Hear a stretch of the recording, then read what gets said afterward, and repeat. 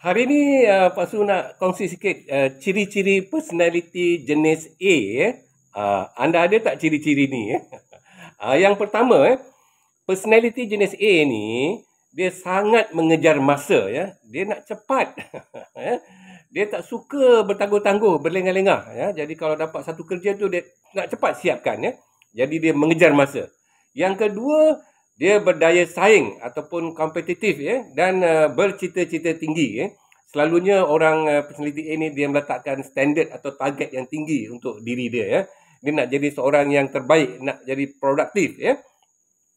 Yang ketiga, fokus dan berdisiplin dalam menjalankan tugas, ya. Maknanya dia sangat terancang, ya. Teliti dan efisien, ya, efektif, ya, dalam menjalankan tugas, ya. Yang keempat, rajin dan kuat kerja. Ya, rajin dan kuat kerja, ya. Dipanggil tu workaholic, ya, dan juga sangat committed, ya. Dan yang kelima, cepat bertindak, ya.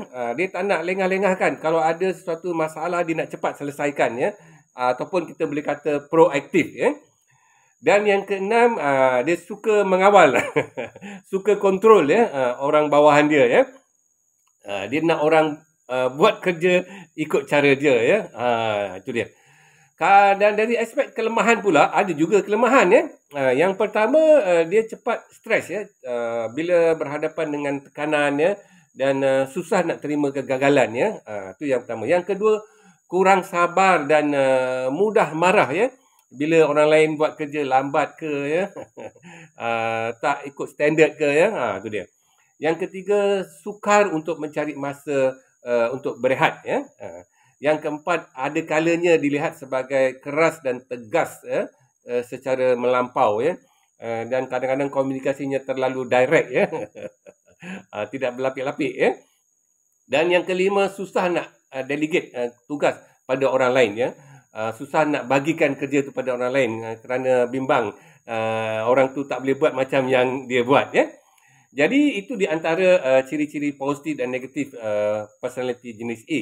Bagaimanapun personality jenis ini sangat dikehendaki oleh kebanyakan majikan, ya.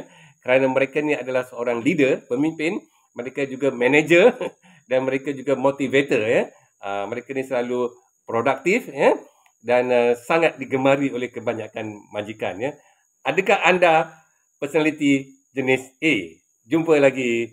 Terima kasih.